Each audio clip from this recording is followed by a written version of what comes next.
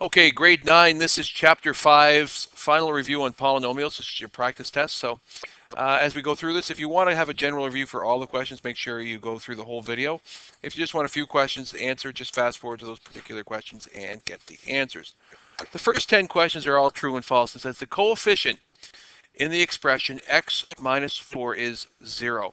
So x minus 4, this expression, what is the coefficient? Well, the coefficient is that part that is the multiplier to your variable. And in this case, some people think that if something doesn't exist, it must be a 0. But in truth, the coefficient is actually a 1. But we never write 1 coefficients because it's unnecessary. So the answer, therefore, is false. The coefficient is really 1, not 0. Question number 2 says x squared minus x equals x. So what we're really asking for here is, do you recognize that if I had these two terms, can you subtract them from each other because they are like terms? Are they like terms is another way. Are they like terms? And the answer is no, they're not, because yes, they have the same base of x, but they do not share the same exponents, which means they are not like terms, which means you can't subtract them from each other. So x squared minus x does not equal just x. It equals x squared minus x. It's as simplified as you can give it. So it's false. Question 3, you have a polynomial equals to a binomial. And what it's really asking for, if you simplify this polynomial by gathering like terms, would you end up with an expression that is equivalent or the same as that? So the first thing I can do is look at my x's. I have 5x's and negative 2x's. If I was to draw that, it would look like this. It would have 5x's here, and these would be negative 2x's. And these two would make 0 pairs, and I would be left with just 3x's. So this here and this here simplifies to be 3x. And a positive 4 and a negative 7 would look like this. And when you simplify those would become 0 pairs for the 4. You'd be left with negative 3. So those would become negative 3. And therefore, you would have 3x minus 3 is what it simplifies to, not 3x minus 11. So therefore, your answer is false. This is what it actually simplifies to. Question 4, same type of question. So the first thing we're going to simplify is our x squareds. We have 2x squared and minus 2x squared. Those would look like this. And when I add those two together, they make a giant 0 pair. My 5x's and my 3x's, they make an 8x. And my minus 10 makes a minus 10. Now, it's a trick question because what I actually did here was I reversed it. Instead of having 10 minus 8x, it's the same thing as I had negative 10. Like this, negative 10. No, that's negative 11, isn't it? Negative 10. And I had 8x.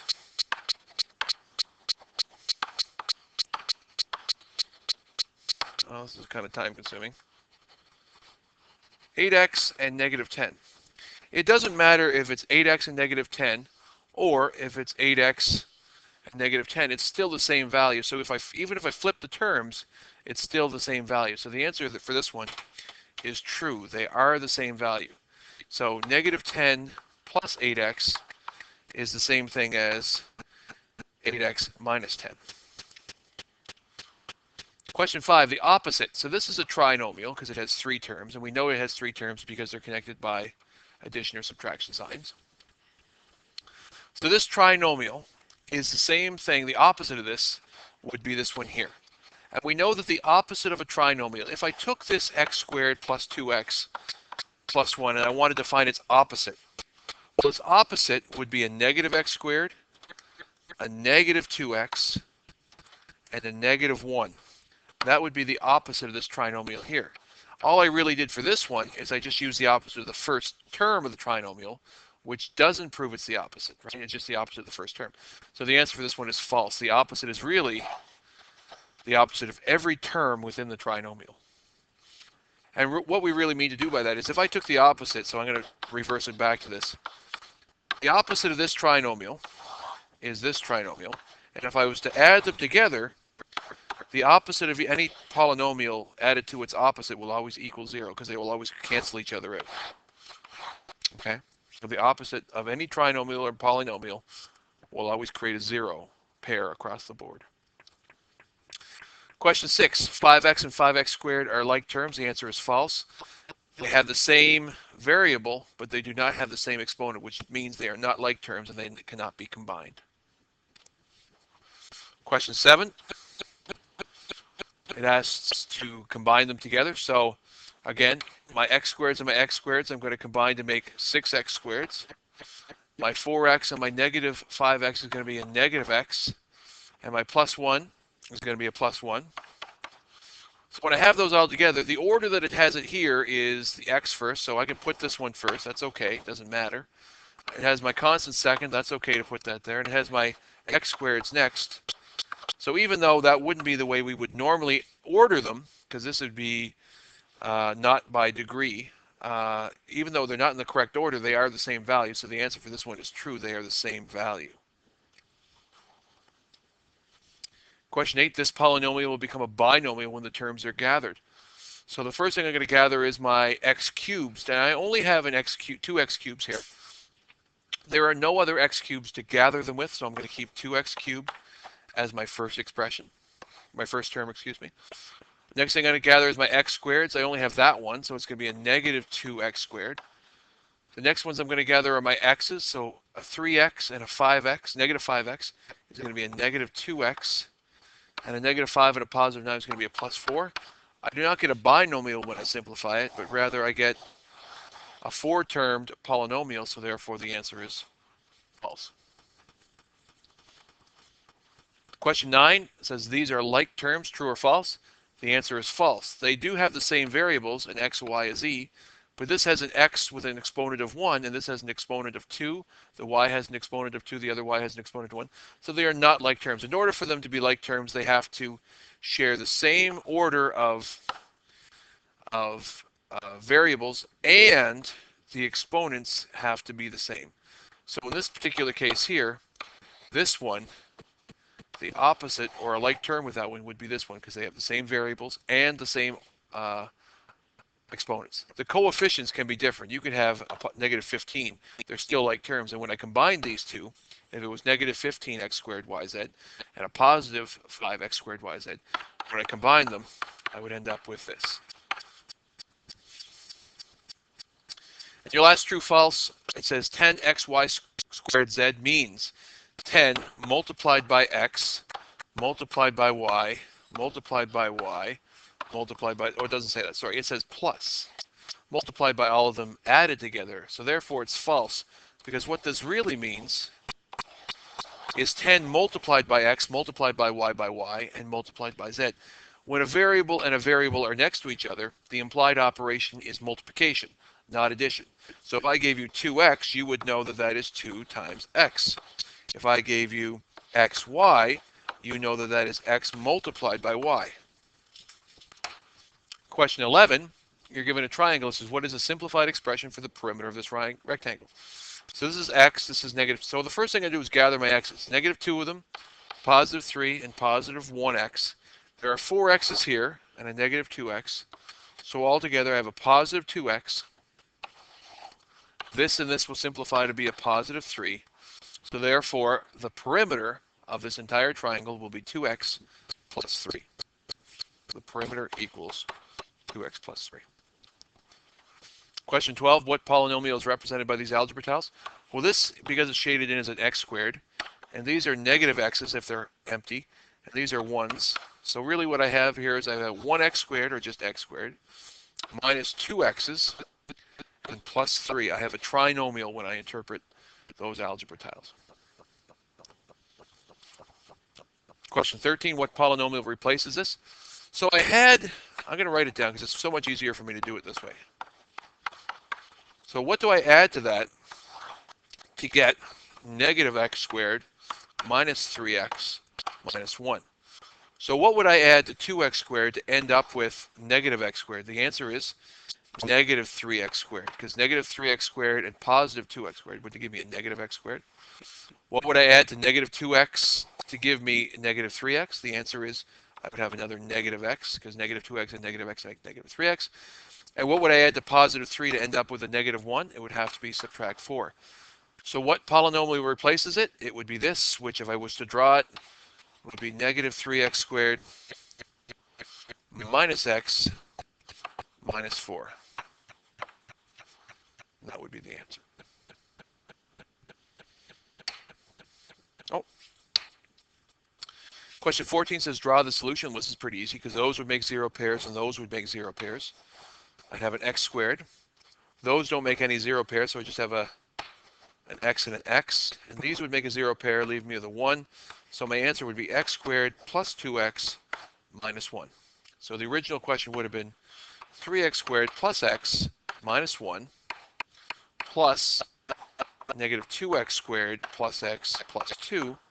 And the answer would be this.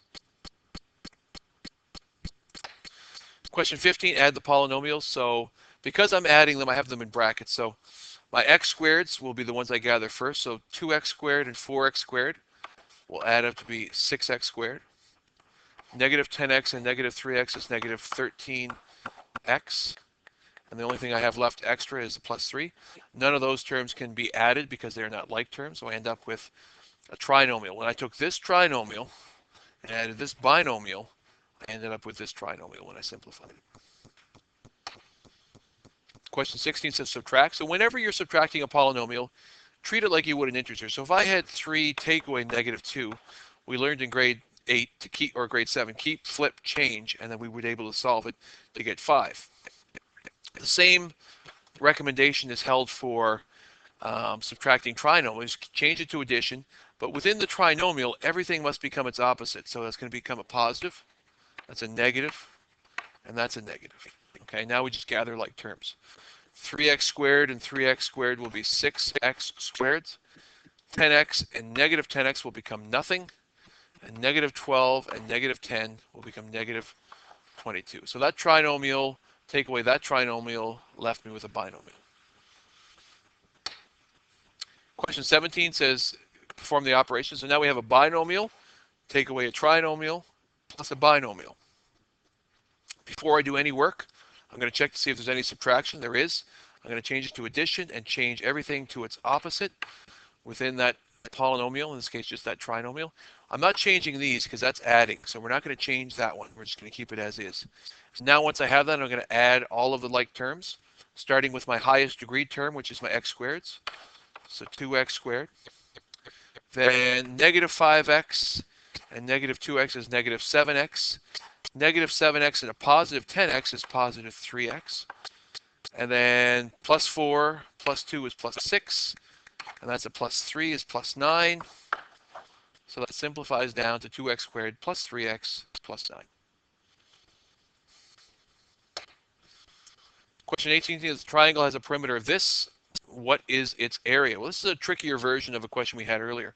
So I know that this plus this equals 5x squared. So I know that in this length here, I can't have any x squareds because I already have my x squared term.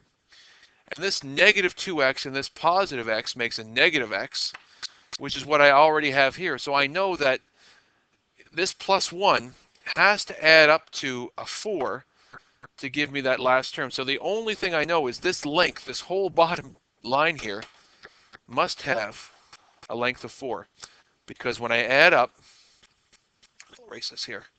When I add up x squared plus x plus 1 with 4x squared plus, or minus 2x plus just a 4, when I add all this up, I will get my perimeter of this. Okay. So now it says, what is the area? Well, I know that the area formula of a triangle is base times height divided by 2. So the base is 4, the height is 2x divided by 2. So here we now have, what is 4 times 2x? Well, if I had 2x here, there's 2x. If I multiplied that by 4, I would have 8x. And finally, 8x divided by 2 is simply 4x. So what is the area? The area of this triangle as an algebraic expression would simply be 4x, or half of 8x. Question 19 says a rectangular's width is 2 more than 3 times its, oh sorry, this is supposed to be length. Oh, hello. Sorry, if you were doing this question, you didn't get it. It's supposed to be say length there. A rectangle's length is 2 meters more than 3 times its width. So I'm going to put width here. And its length is going to be 3 times that amount, whatever w is, the width, is going to be 3 times that amount plus 2 more. right? It is 2 meters more than 3 times its width. So that's going to be the length of it. And if I think about that rectangle, all of these measurements are going to be like this. So the perimeter will be 3w plus 2, brackets, plus a w, plus another 3w plus 2, plus another w. And therefore we'd have 3, 6, 7, 8 w's plus 4 when I add them all up. That's going to be the perimeter.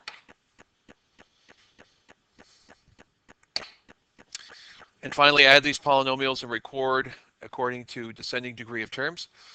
So if I look at this first polynomial, this has a degree of 0. This term here has a degree of 3 because I know the exponents in here are all 1, 1, 1, which means to determine the degree of a term, I would add the exponents. So this has a degree of 3. This term has a degree of 2 because it only has one exponent. This term has a degree of 1. And this term here has a degree of 4. So therefore, of all the terms I have within that first brackets, the one that has the highest degree is this one here, my x squared y squared. So in my second one, there's my other x squared y squared. I have a positive 1 of them here and a negative 2 of them there. So I'm going to have for my first one, a negative x squared y squared is the first simplification of those two. So the next degree is going to be my x, y, z. That has a degree in the term of 3. So these two are all my x, y, z's. I have 1 of them here and 10 of them here, which means I have a positive 11 x, y, z as my second term.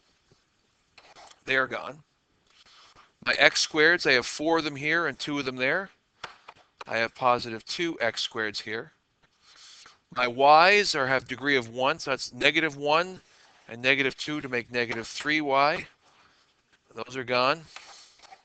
And finally, I have a positive 3 and a negative 3, which makes 0, which means this is the simplification or the answer in descending degree of terms for the addition of these two polynomials. That's the answer.